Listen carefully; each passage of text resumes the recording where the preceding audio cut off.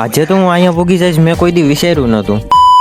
તો હેલો મિત્રો ને જય શ્રી કૃષ્ણ. તો કેમ છો તમે બધા મજામાં ને? તો અત્યારે હું આવેલો છું ધાબે પતંગ ચગાવવા માટે. આજે રવિવાર છે કે ઉત્તરાયણ છે કઈ ખબર નથી પડતી. આજે તો એટલી બધી પતંગ ચગે છે કે ઉત્તરાયણ જેવો માહોલ થઈ ગયો છે. ને અહીંયા તો નિખિલભાઈ પતંગ આમે છે નીચેથી, એ પણ લંગરિયાથી, પણ બિચારાથી અંબાતી નથી. પછી તો પિંજુભાઈ શરૂ કરી દીધું પતંગનું ઓપરેશન. પણ નિખિલભાઈ આ શું કરે છે? મને વિડીયો ઉતારતા જોતો એ પણ ગુસ્સે થઈ ગયો.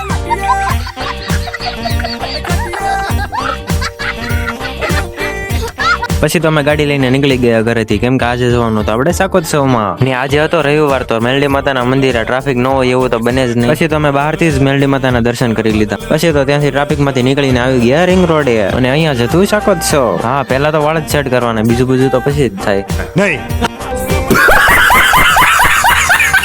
પછી તો કરી દીધી ગાડી પાર્ક. પછી તો આગળ આવીને જોયું તો અહીંયા તો બલૂનમાં એડવર્ટાઇઝમેન્ટ થતી હતી. અહીંયા તો કઈ બહુ ટ્રાફિક હતી એટલે અમે આવી ગયા પછી જમવા માટે. સાચું કહું તો જમવા પણ માઇન્ડ પહોંચી અહીંયા, કેમ કે અહીંયા ટ્રાફિક જ એટલી હતી. તમે જોઈ રહ્યા છો અહીંયા કેટલી બધી પબ્લિક આવેલી છે સુરતની. પછી તો ત્યાંથી બહાર આવ્યા હતા તો ગાડી અમારી ખોવાઈ ગઈ હતી, માઇન્ડ ગાડી ન ગોઈતી. ને એમાં પણ અહીંયા ઝામર મૂકેલું છે એટલે ફોન બંધ પણ નતા લાગતા. મેં તો મારા ભાઈબંધને માઇન્ડ ગોતો, એનું હોટસ્પોટ શરૂ હતું તો હું હોટસ્પોટ પકડાવતો એની પાસે પોગી ગયો. હવે તો ગાડી મળી ગઈ છે તો ચાલો જઈએ હવે ઘર તરફ. પછી તો આવી ગયા સૂપ પીવા. तो फिर मिलते हैं नेक्स्ट वीडियो में, तब तक के लिए बाय बाय गाइस.